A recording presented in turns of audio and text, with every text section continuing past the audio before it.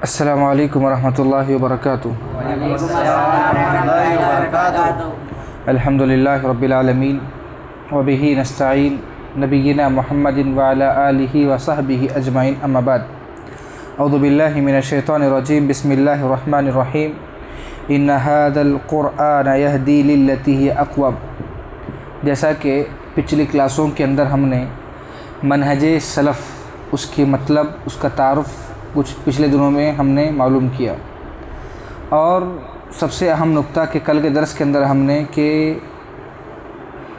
شیخ محمد بن عبد الوہاب رحمہ اللہ، جس کی نسبت سے لوگ اہل حدیث یعنی کہ منہج سلف کو ماننے والوں کو جو نام سے انکارہ کرتے ہیں، اس کے متعلق کچھ باتیں آپ لوگوں کے سامنے عرض کی گئی۔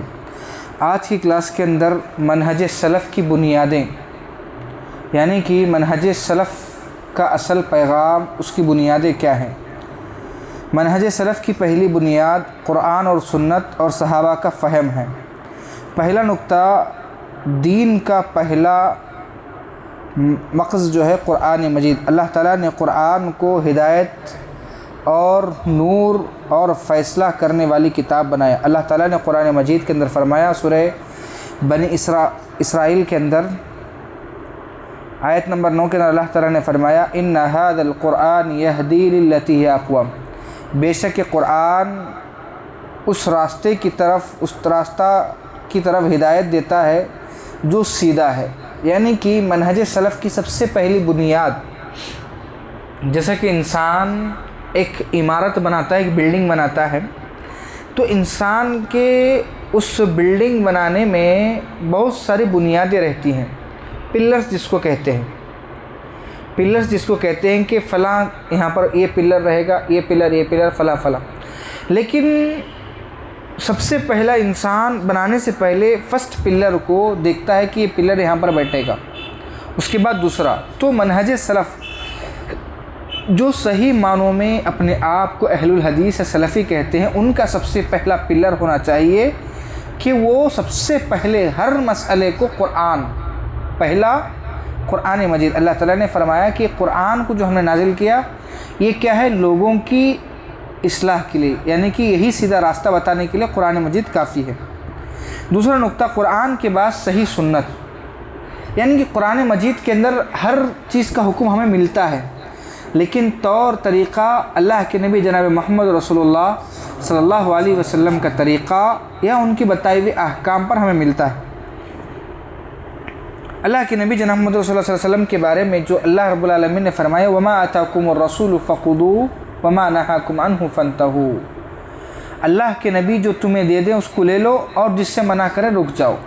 چاہے کتنی بھی اچھی چیز کیوں نہ ہو، اگر اللہ کے نبی سے اگر بات ٹھکراتی ہے، چاہے بدعات، خرافات کچھ بھی ہو، کہنے والا کتنی بھی اچھی بات کہے، لیکن نبی کریم جناب محمد رسول اللہ صلی اللہ علیہ وسلم کی بات سے ٹکرائے، اس بات کو چھوڑ دینا، یہ منہج سلف کا کردار ہے۔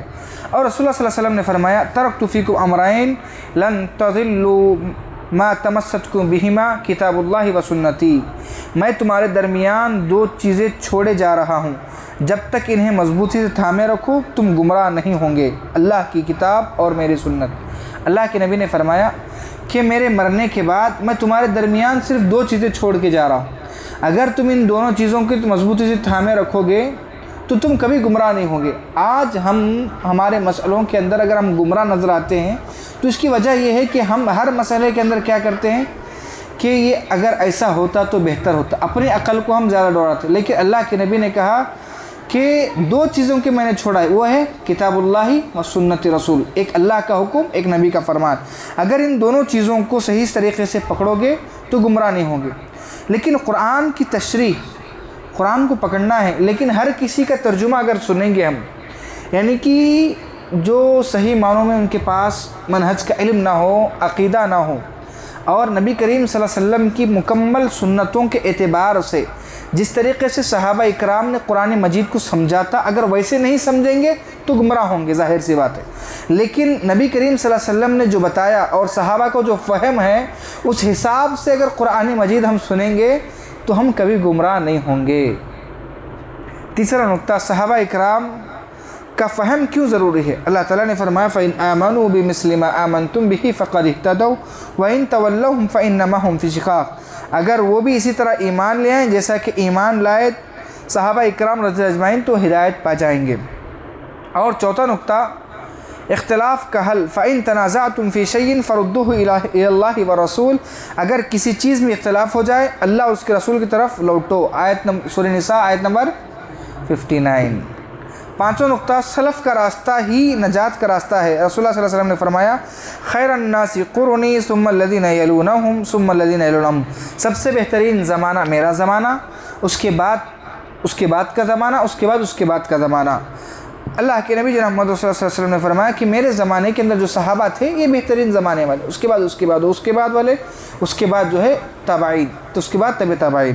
اس کے بعد چھٹا نقطہ ہے بدعات سے نجات کی تاکید۔ رسول اللہ صلی اللہ علیہ وسلم نے فرمایا من حدث فی امرنا ھذا ما لیس فی امرنا فہو رد، یہ سب منہج سلف کی اصول کی بنیادیں ہیں، پارٹ آف پلر، منہج سلف کی پلر ہیں، بنیاد ہیں۔ اس کو سمجھنا ضروری ہے کہ بدعات سے بچنے کی تاکید بھی یہ منہج سلف کی بنیاد ہے۔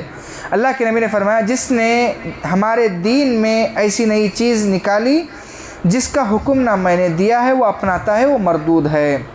اور ایک مختصر سا واقعہ ہے، ایک مرتبہ نبی کریم صلی اللہ علیہ وسلم ایک مرتبہ مسجد میں گئے تو کچھ لوگ، جیسا کہ بار بار یہی چیز بتائی جا رہی ہے کہ اللہ کے نبی کے جو بتائے ہوئے طریقہ ہے اس کو چھوڑ کر جو چیز اپناتا ہے وہ بدعت ہے، وہ مردود ہے۔ یعنی کہ اسلام پر جب ہم زندگی گزارتے ہیں، اسلام کی بنیاد کیا ہے؟ اسلام کے ارکان کیا ہیں؟ کیا ہیں؟ کیا ہیں اسلام کے ارکان؟ کتنے ہیں؟ 6 7 5۔ ٹھیک ہے، 5 ارکان میں سے جو پہلا جو ارکان ہے وہ کیا ہے؟ کیا کلمہ؟ لا الہ الا اللہ، لا الہ الا اللہ محمد رسول اللہ، میں گواہی دیتا ہوں کہ اللہ کے سوا کوئی معبود نہیں، نبی کریم صلی اللہ علیہ وسلم اللہ کے بندے اور رسول ہیں۔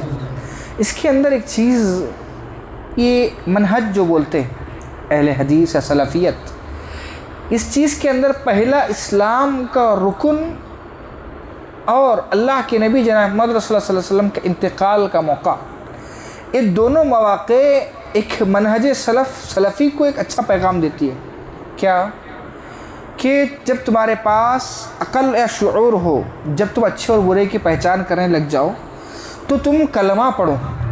ماں باپ کی بھی ذمہ داری ہے اپنے بچوں کو کلمہ پڑھائیں، کہ کلمہ گواہی دیتا ہے کہ اللہ کے سوا کوئی معبود نہیں۔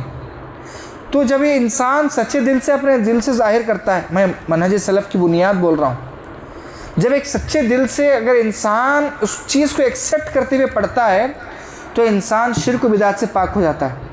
اور جب محمد رسول اللہ پڑھتا ہے یا اس پر عمل کرتا ہے اور اس کے تقاضوں کو سمجھتا ہے تو انسان اتباع سنت خود بخود عمل کرنے لگتا ہے۔ ٹھیک ہے، اس کے بعد اللہ کے نبی جناب محمد صلی اللہ علیہ وسلم جب انتقال ہو رہے تھے تو اللہ کے نبی نے اپنے ہاتھوں کو آسمان کی طرف اٹھایا۔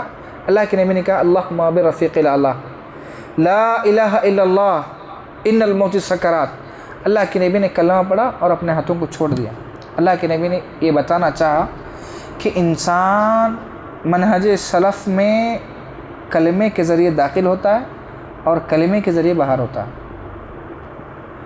تو منہج سلف کی جو بنیاد ہے، اب یہ پلر جو لا الہ الا اللہ محمد رسول اللہ ہے، اس کے بعد اس کی برانچز ہے نماز قائم کرنا۔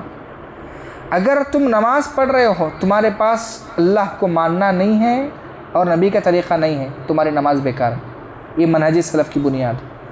تم زکوٰۃ دے رہے ہو لیکن اللہ کا دیا ہوا حکم جو ہے اس کے مطابق نہیں دے رہے، نبی کے طریقے کے حکم کے مطابق نہیں دے رہے، تو تمہارا زکوٰۃ دینا بیکار ہے۔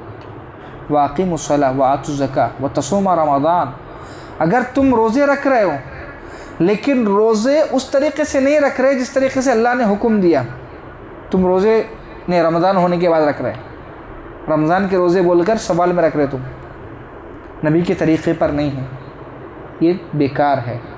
وَتَصُومُوا رمضان وَتَحَجِّ الْبَيْتَ مَنِ اسْتَطَاعَ إِلَيْهِ سَبِيلًا، اگر تمہارے پاس استطاعت ہے تو حج کرنا.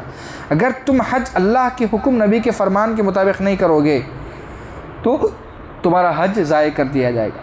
یعنی کہ منہج سلف کی بنیاد سب سے پہلے کس پر ٹکی ہوئی ہے؟